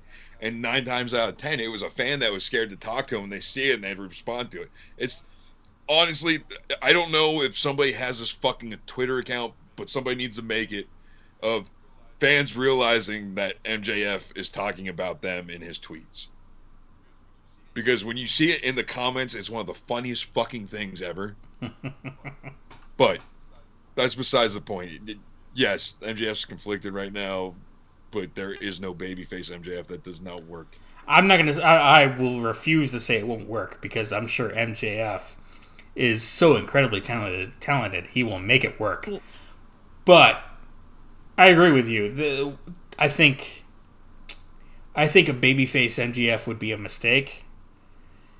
He's so good, yes, at one of the only, if not the only, that not only keeps kayfabe, but damn, he makes you believe it. He's an asshole. flicking off kids at signings, and Jesus. How do you make that a babyface and not betray the character? Would be a juggling act, to say the least. He gets pops because he's a star. People want to see him. Yes. But just because he gets pops when his, in modern day wrestling, just because he gets a pop when the first few notes of his song plays, oh my God, we're seeing a big star. MJF, especially in AEW, where big stars are, and it's far and away AEW's biggest homegrown star. Where are you getting your crack at? Sorry. Sure, there are people, there's Christian, and there's, and you've had CM Punk around, and hey, by the way, best feud AEW ever had, and the worst part of Brawl Out was that we didn't get part 2, which we were about to get. But you just named 2 WWE guys when talking about. Well, I'm talking, yeah, great talent. I didn't say great talent. I said big stars. There's a difference. One of them's not even a fucking wrestler anymore. He manages a goddamn dinosaur, and the second one's on the unemployment line. Okay. And So, another no. big Christian's not a big star star on TV right now. Okay, we got Omega coming back. Who else? Moxley. Okay, they're having a match here. That triangle. I know you don't like them, the Best Friends and Orange Cassidy. Regardless of your opinion, there's no big stars. Are you kidding me? No. Based on public perception, abso-fucking-lutely. Yeah. Okay. Yeah. No. Not even close. Big stars? No way. Absolutely That's just not. Your opinion, man. Absolutely not. The Acclaimed? Stars. I'll give that to you. The Acclaimed, absolutely. Oh, what kind of whore fucking logic is this that the Acclaimed are stars more so than Orange Cassidy? Yeah. The Acclaimed actually can wrestle, first off. They can get in the ring and move. And I'm not, maybe Orange Cassidy can, but his bullshit that he does and what a lot of the friends do, it's not wrestling, it's they're mocking wrestling. And maybe they think they're going in there and they're having a good time and they're entertaining the fans. From my perspective, they're mocking wrestling. And that's, again, the 2 different viewpoints you and me offer on this show together. However, I think there is an aspect to this, to get back on topic, that is being overlooked. And it was, truth be told, one of the things that I used to think when I was younger that line didn't really need to be there. It could have been blurred a little bit. But I think Tony Khan and AEW is making much ado about nothing, because they are literally the company that bought the contracts to a bunch of professional wrestlers, despite being in a heel faction, or baby faces everywhere else around the fucking globe. Just because you have a heel or a baby face next to your name doesn't mean you're going to get that crowd reaction. John Cena's been a baby face his entire goddamn career since his U.S. title run, and everybody fucking hates the guy. And until a few years ago, he's a big star. He comes out now, people are happy to see them. And of course, things like Peacemaker that he's done outside of WWE is a big part of that. Absolutely, but I'm talking sick of when him. When he was a full-time wrestler, people were so sick of him, and yet he could still turn him. Especially if he was in there with, and that was the talent of John Cena. You could still turn the crowd, even the people that were booing him. Sometimes you just had to go, God damn, I hate this guy. I hate seeing him so much, and I hate this fucking millionth John Cena Randy Orton match, but he's making me cheer for him. Jesus. MJF's the same way, though. Yeah, as a heel, yeah. You're happy to see MJF come out, but the second you give a microphone in his hand and you say, do your thing, this is your craft, teach us, Almighty Master, and he starts shitting on your hometown and the fat fuck in the third row. Agreed, 100%. He will fucking... But, with that being said, though, Roman Reigns is currently like that in WWE as well. Where despite the fact that he's listed as the number one heel on SmackDown, when the Bloodline comes out, and it's not just Roman, part of it also has to do with Sami Zayn. Part of it also has to do with the Roman, and we're going to talk about this in quick jabs for sure, but Roman's a star. Absolutely. And so when you hear that music kick up, it's like, yes, I'm seeing a star. And on SmackDown on Friday night, hey, acknowledge me. And everyone cheers and acknowledges him. And he's a heel. And I've railed on that, like, for Seth Rollins. I hate the fact that part of his gimmick as a heel is to get everyone to sing along with him. To me, that's dumb. But for Roman Reigns in that instance, it's, hey, to me it works better because, yeah, acknowledge me, and everyone cheers. All right. And it kind of works because he's taken Sami Zayn's side.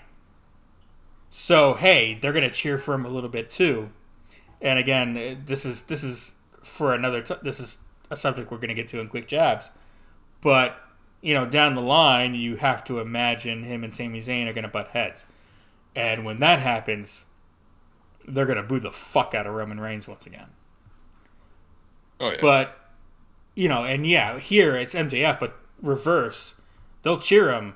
Or not reverse, but they'll cheer him. But yeah, he can make them go. He can get anyone to boo the fuck out of him.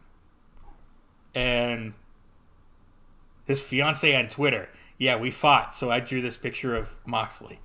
Like, it's fantastic stuff always with him. And I've never seen a bad promo. I've never seen a bad segment. And never seen a bad MJF match. The fact that his fiance's in on the fucking rib too, and just goes full leans into it, that's fucking beautiful, man. I love it. Yeah, oh, for sure. Now, that being said, we don't think he should turn babyface, neither one of us. Do you think he will? Do you think this, whatever's happening here with the firm? This is going to be a true testament to Tony Khan's. It's not going to be a testament because, like we talked about in the last segment, Tony Khan's ironclad words mean absolutely nothing. But he has said that MJF has full creative control over himself.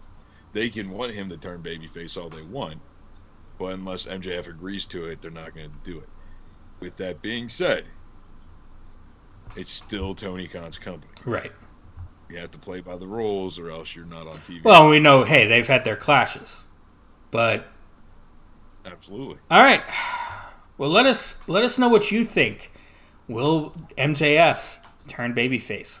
Should he turn babyface? Let me know. I want to know. I want to have a conversation with you guys down in the comments. All right. That'll do it for our main topic. So we'll go ahead and move on to our quick jabs here. And a few things I wanted to talk about. I got a few. Again, it's been a big week. We missed you last week. It's been a big week of stuff. I want to talk about, let me pull it up here. First off, this image right here of Zac Efron on set for the movie called The Iron Claw, where he is playing Kerry Von Erich. What do you think of this image? Dude, it was literally like, I totally forgot he was playing Kerry Von Erich, and my girlfriend goes, why is Zac Efron getting so built? And I remember last week he was on a podcast, and they were talking about how Marvel's looking for somebody who is like a Zac Efron character. And Zac Efron got pissed off and said, motherfucker, I am Zac Efron. Like, hit me up. Right. And then I actually saw the picture, and I was like, why does it look like he's an old school professional wrestler? And that's when I found out that A24 is fucking producing a movie about the Von Erich family. And honestly, dude, I like it. He's even got the little HGH pot belly going on. You know, fuck, he looks like a wrestler. He doesn't just look like a wrestler. He looks like Kerry. He scary like Kerry. He looks a lot like Kerry here. I don't know if there's a nose prosthetic going on because Carrie had a bit of a big nose, but this looks scarily like Carrie Von Erich. Really, quite a bit. This looks fantastic. I did know about the movie A24. They're an excellent production company, and I kind of follow movie news too. So this is worlds colliding here for me. But this looks really good. I'm excited to see what this movie does, and if it's one thing I don't know and I haven't delved into is the production of the movie and the producers and writers of the movie. If they've had talks with the Von Erich family or not. How are they going to pull a... Well, let's just put it this way. Sometimes biopics, they fluff things up. There's a lot of tragedy in that family that's really hard to try and, skip over. So obviously this isn't going to be a happy, fun-going movie, but hopefully it dives deep into some of the tragedy of this film, and I'm really looking forward to it. All right, we will go ahead and move on to the next quick jab I have here. Oh, also, this image here was hilarious and kind of blew up this week in the wrestling world. I don't know if you remember a week or two ago, there was a joke tweet put out that was supposedly the image of the Virgin Mary. And it was similar to this. It was like a 3D sculpt of Lady Gaga. And it kind of blew up. And then this tweet came out, and a lot of people thought it was real. Where scientists at Stanford University have reconstructed this 3D model of Saint Joseph, husband of the Virgin Mary. And of course, who does that look like to you? None other. Andre, but the funny thing is, this is actually a real thing that happened. And the actual bust is fucking hilarious. Because the actual bust looks like goddamn Vin Diesel. I haven't seen the actual bust. This was hilarious because this, look up the actual blew news up, article. And and people believed it so much that Twitter had to put down a little thing down here to say, "Hey, this isn't actually real. This is just a 3D rendering of Andre."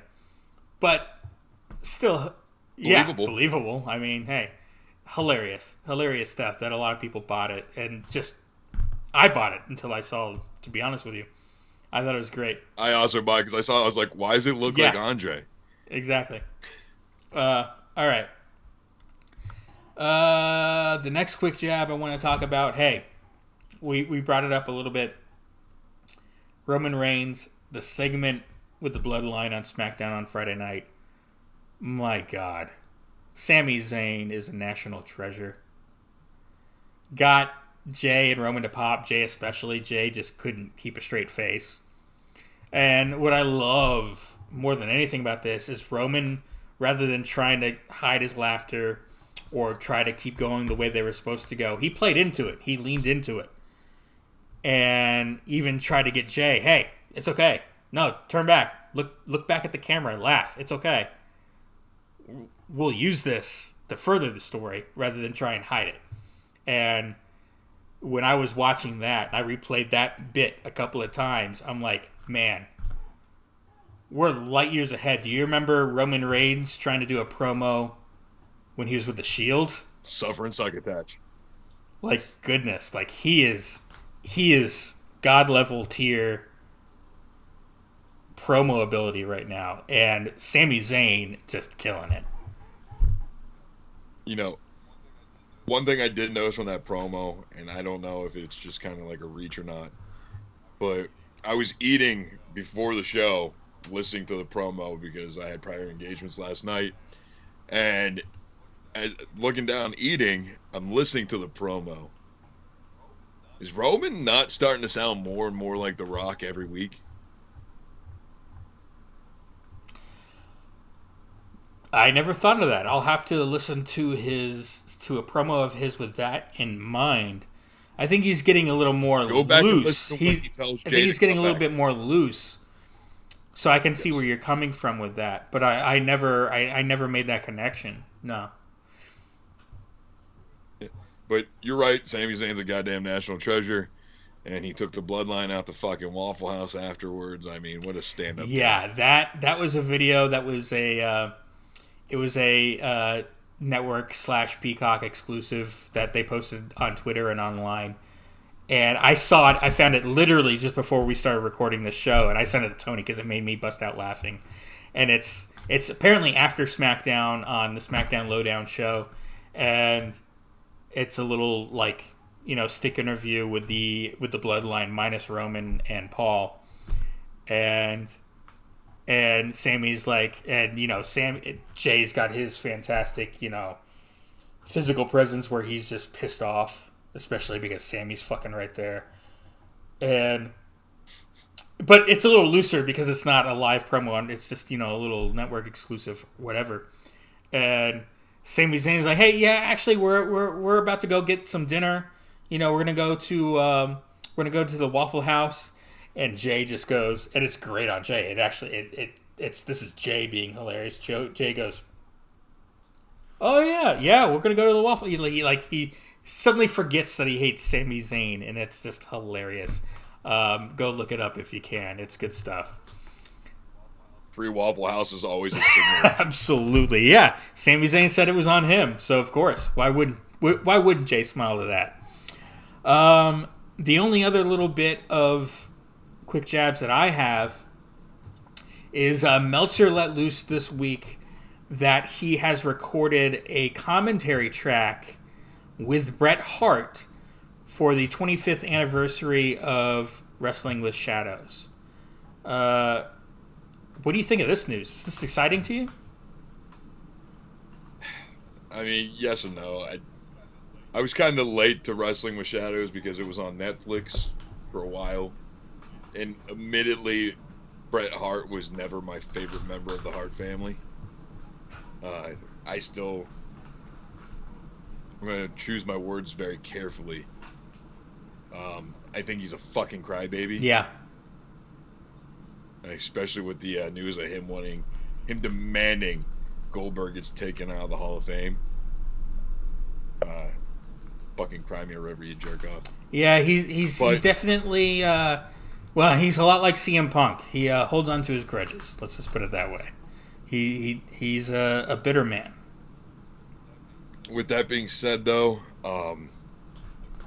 it would be interesting to go back and hear Meltzer and Bret discuss Bret being hot mic'd while in that room with Vince McMahon after the Montreal Screwjob. Yeah. I watched that documentary pretty soon after it came out. I didn't start watching wrestling until very late 97, early 98. Bret Hart was always... I never saw Bret Hart in WWE, WWF. He was already in WCW from my memory. U.S. champion. I never knew he was a world champion until I saw that documentary. And it was playing on A&E back in the day in like 98, late 98. And that was one of the first things I ever saw that showed behind the scenes of wrestling. And I was hooked, and I loved it. And it made me a huge Bret Hart fan at the time and made me like, man, this guy should be a world champion in WCW. Why is he stuck with the WCW stuff? Or with the U.S. Championship stuff in WCW? So, yeah, it's exciting to me. I haven't seen Wrestling with Shadows probably since the 99, 2000. Because then we got, Beyond the Mat and some other fantastic stuff that really went even further behind the scenes. And now, kayfabe's just an open door now. But speaking of, have you heard any of the rumor about there possibly being a Beyond the Mat 2? I have not. They're discussing it because of how wildly successful Dark Side of the Ring is. Put on by the same producer, director, Barry Blaustein. I don't know if it's going to be the same company or not.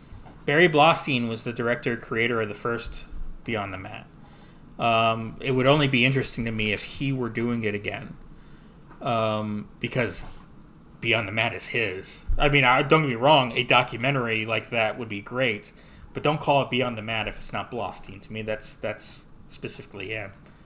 But yeah, I'm down. All right, any quick jabs you want to bring up? I got two, and they're the most fucking meaningless quick jabs you're ever going to hear on this show. Quick jab number one, Seth Rollins is teasing bringing back the blonde strip. Oh, yeah? Yeah, he was tweeting about it today. And number two, this one actually might bring up debate between you and me. This week, Lacey Evans announced that she has an OnlyFans. Great. I mean, it's another revenue stream, and I'm glad that the WWE, especially now under Triple H, has relaxed that rule under Triple H and Stephanie. Have they? Yeah. Yeah. There are plenty. There are several other wrestlers that have an OnlyFans already, and that do Twitch streams. She's not even the first. Lacey Evans. I know Lacey Evans isn't the first, but I mean like within the company. Currently working within the company. She's not the first to take advantage of the fact that they've relaxed those rules, because some of them have done Twitch and all that stuff. Company. It's OnlyFans. It's a paywall. That's all it is. It doesn't mean she's going to be putting up nudes. Doesn't mean she's not. Like, literally, for you and me and Bomb Media Productions, when, hopefully we get some followers, I would love that if we blow up and get a little big. OnlyFans is a legitimate opportunity for us to have a paywall set up for us where we can put content behind it. OnlyFans has a reputation for what it gets used for a lot and that's great. It's a good thing, and I'm glad that they very briefly thought they were going to end that, and they didn't. But yeah, I literally just had a friend, shout out Michelle, who made $30,000 from one video on OnlyFans. So I mean, it's a great fucking revenue stream. It's safe. Super stoked for it's safe. It's secure, and especially for someone like Michelle. And by the way, if you don't know who we're talking about, keep an eye out. I'm going to have an announcement video very shortly of what's going on, why this channel is currently called BMP Sports. There's a BMP Pop Explosion channel that currently has some stuff uploaded to it, but that's where Qualified Human will drop, which there may be an interview with the person we're talking about right now, Michelle. Will be one of the very first episodes. But with that being said, though, I think we just found the name for this episode. Buckle Bomb Show goes OnlyFans. There we go. I mean, yeah, like that would be a good way, and obviously there's Patreon and there's other stuff. That's all it is. It's a tool. And, Lacey Evans wants to use that tool to make more money for herself. I've got no problem with that whatsoever. I have no problem with it too, but with a publicly traded company, there are rules in practice. Standard in practice. Well, OnlyFans itself, it's known as, people put, their porn videos on there and stuff like that. But they put it on Twitter too. So, Twitter doesn't have content restrictions like that. So, to me, that's not an issue. Public, so yeah. Especially when you haven't necessarily railed against it. Hell, when Saraya's, that stuff came out, good on WWE didn't go, oh, we can't have this person on our TV now. When clearly they weren't going to get rid of Xavier either. They're like, no, she's no matter what. And then she had her neck injury, and still it was, no, she's going to be with us. We're going to take care of her. Good on WWE for that. And I've got no problem. I think this is good PR, not bad PR for WWE. Oh, yeah. My only question is like, when that video came out, did the at the time NXT Women's World Champion just kind of look at the fucking belt and go, the shit? You know what I'm talking about. I've seen that images. title was a target. I've purposely never watched the video, but I know what you're talking about. All right. Well, there is actually one other thing I wanted to talk about since you weren't here last week. We're already at just about 2 hours, so why not go a couple of minutes longer? Last week there was a topic, speaking of women's world champions. Our longest reigning world champion ever, who's black, is Bianca Belair. She is well over 200 days now. The longest before that was Kofi Kingston at 180 days for WWE. And I actually went back and checked last week. There was no black WCW world champion, men or women. I mean, they only had a women's title for like 5 minutes. But there was no black world champion there longer. Ron Simmons? Ron Simmons was 120 days. Booker T never held it for that long. And I went back and checked NWA pre-Ted Turner. Never a black world champion that held it for any real length of time. Certainly not 180 days or 200 days. NWA post WCW. In 2007, Awesome Kong had the NWA women's title for about 3 years. And then in 2016, the first women's champion under Billy Corgan was Jazz for about 3 years. No men's NWA champion pre or post WCW has ever held it for more than Bianca Belair has held her world championship. What do you think of this accomplishment? History making. I'm going to choose my words very carefully. I think it's bullshit. And hear me out. Not saying Bianca Belair isn't one of the greatest wrestlers in the company, because clearly she fucking is. She has literally put the women's division on her back. And this is dating to last SummerSlam when Becky Lynch came back. Big star. Absolutely. What I hate, and I absolutely detest this, and I will stand on this hill and die on this hill. If you are the greatest, you are the greatest. There is no need to categorize anybody by their race, because at the end of the day, we are all fucking human. That is bottom line, and this is just my opinion. This doesn't, this isn't the opinion of Bobby, this isn't the opinion of Bob Media, this is my opinion.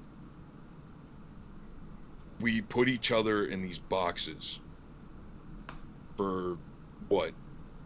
What's the purpose of putting us in a box? If you're great, you're fucking great. Bianca Belair is obviously fucking great.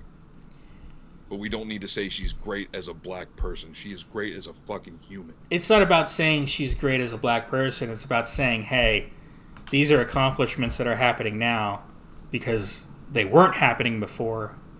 And hey, they're starting to happen now. And this probably should have happened a long time ago. We're not saying she's great because of this. We're saying this is a great thing that is happening that probably should have happened a long time ago. That's what I think this is about. Not saying that she's great because she's a black female champion. The fact that she's a black female champion is just a part of why she's great. But... And we'll agree to disagree, because I don't think she's great. Her race has anything to do with her being great. She is just fucking great. And I will even say this about Bianca. My opinion about her has changed 180 from before the SummerSlam show. I truly think she has potential to be one of the best women's wrestlers in WWE in the last 20 years. Agreed. 20 years plus. Let's go back to the fucking 70s, back when women's wrestlers were actually wrestlers in WWE and not just fucking eye candy. That's the kind of potential I see in Bianca Belair. Her stardom has every opportunity to eclipse, the popularity mainstream of the Bella Twins. It has every opportunity to technically eclipse the capabilities of a Charlotte or a Becky Lynch in the ring. Agreed. In my opinion, she's already outshined Sasha Banks. Mm-hmm. So historically, has WWE dropped the ball? If you want to go into the side of things, what you were saying about, then we'll go with that side, because historically WWE has dropped the ball with black female wrestlers. The one I can think of right off the top of my head is Naomi. She should have been world champion way fucking longer than she was. She was so goddamn over with the fucking entrance and the fucking merchandise. How the fuck do you drop the ball on merchandise like that, WWE? Oh, wait, that's right. This is the same company that dropped the fucking Fiend, and they were having people spend $6,000 on a replica belt and not thinking twice about it. So, yes, historically, they've dropped the ball there. But, in my opinion, again, just my opinion, leaving race out of it is for the better, because I think it just creates more division. And that's just my opinion. I will only disagree with you there. It's not about creating division. It's not about separating her reign from other reigns, or separating the fact that she's black from, whoever else has held the belt.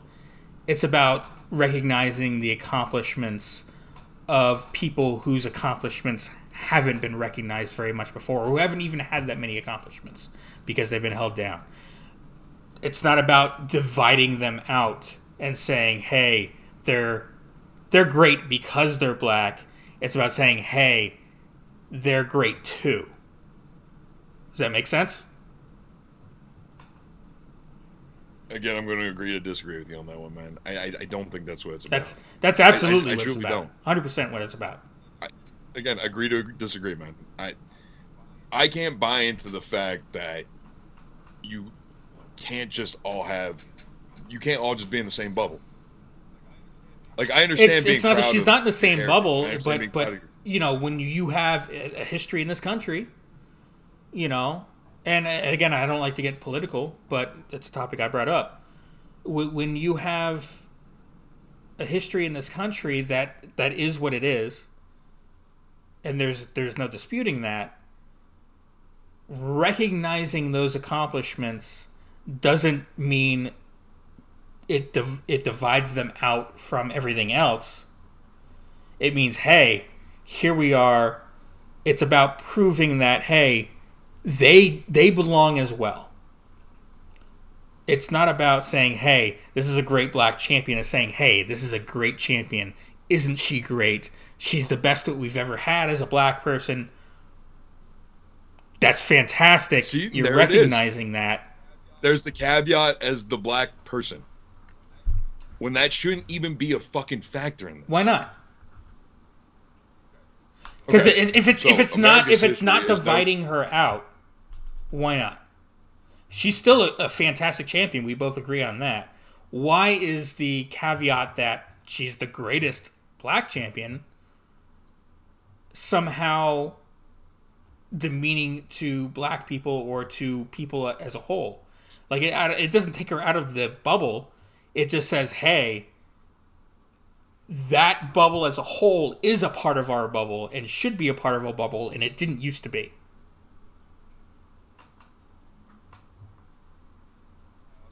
I also think, with that being said, you have to look at the times. Like we've talked about, America's history hasn't been the greatest. Mm-hmm. But if you want to get technical, Africa's history with the slave trade still is not great. To this day, is that not fact? Yeah. All right. So, if you want to start with, maybe you're never going to get over, we're never going to be forgiven for what America was when it was started. It was absolutely heinous and horrific. Nobody's disputing that end of it. From Jim Crow era laws to everything to today. The shit that still happens in this country to this day is absolutely asinine. We all agree on that. From my perspective, though, and again, my perspective, doesn't mean I'm right, doesn't mean I'm wrong. This is just my opinion on it. The second you start bringing race into things, is that not always the epicenter of division? If you think race is an automatic divide, and I don't think it is. Why should it be? I don't believe it is. Then why is it a division? Then why is it a division bringing up that she's black? because it's putting something out there for racists to find a division in. If you say she is one of the greatest women's champions in professional wrestling history, which she has the fucking potential to be, that is one thing. Agreed. But the second you start saying the greatest Irish women's champion of all time, the greatest black women's champion of all time, the greatest white women's champion of all time, then in my opinion, you are putting people in boxes. In this specific case, no. If you were to say, hey, the greatest white women of all time, or white champion of all time, greatest Irish women, when we're talking about a division that has, again, been lowered and not allowed to be at the level of everyone else for so much and for so long a part of this country's history, including to a certain degree still today, these accomplishments, they need to be recognized. I believe they need to be recognized simply for the fact, hey, we have a black female superstar or a black female superhero or a black female this or that who's done incredible things as an example to the next black female superstar or to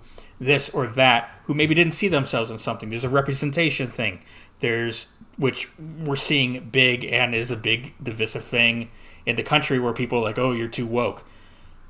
There's a whole lot we can dive deep into that we really, as a long episode already, and you and I have deep disagreements on this stuff. But we love to talk about, and we just don't do it on air a whole lot. Until maybe this channel becomes bigger, I actually do want to do political talk and stuff like that. But it's not good for the YouTube algorithm. Unfortunately for smaller channels, but... Jade Cargill. Mm-hmm. One of the greatest champions in wrestling today. An undefeated streak compared to the female Goldberg. And not one time has her race ever been brought into her title reign.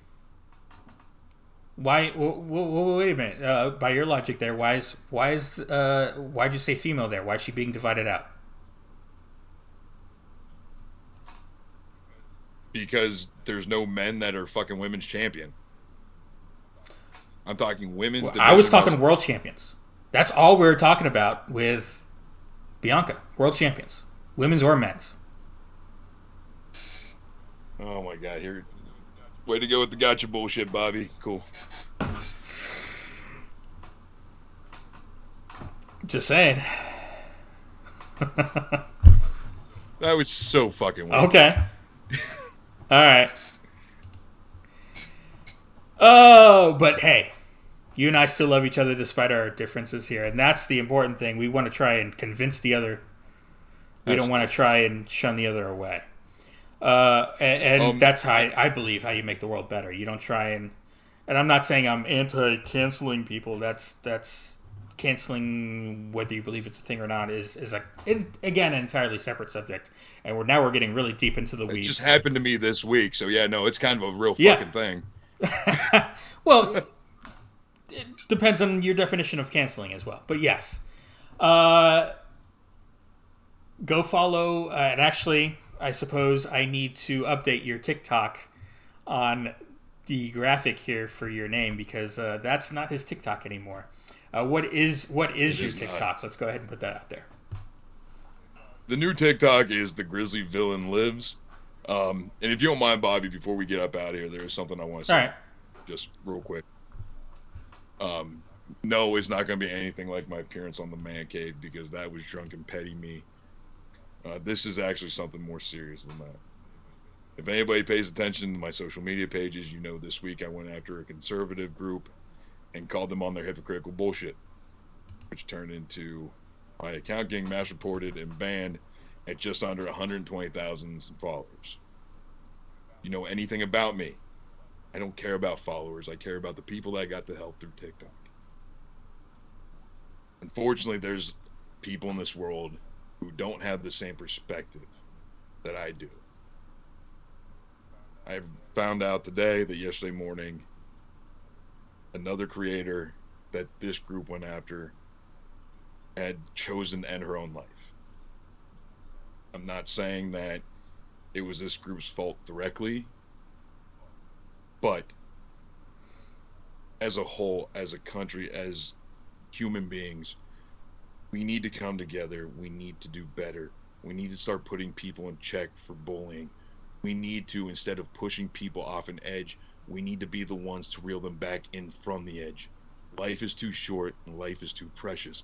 And this is coming from a guy who constantly is trying to ease the sexual tension between the back of his throat and the barrel of a shotgun. So just look out for people. Make sure everybody's doing fine. If you haven't heard from somebody in a while, hit them up and make sure they're good. Life is too short. Don't be a bully ass prick. I love you all. If you need anybody to ever reach out to, whether I know you or not, reach out to me and I'll do my best. I love you guys.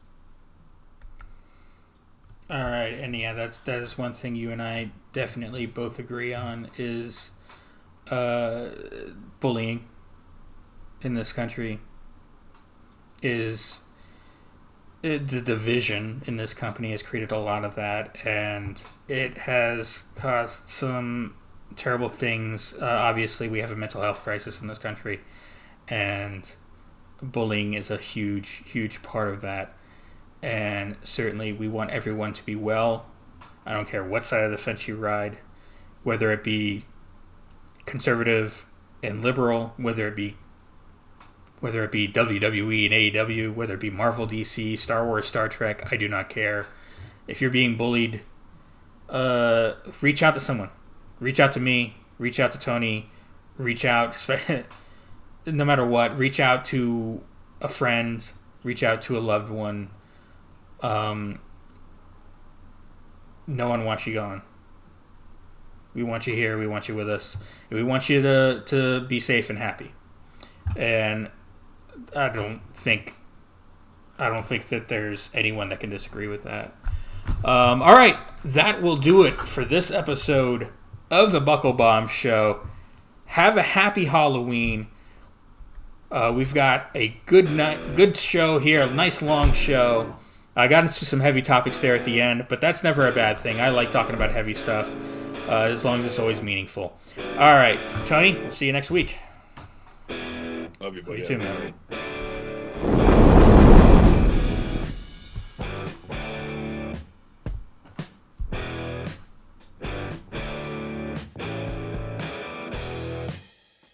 The preceding announcement has been paid for by Bomb Media Productions.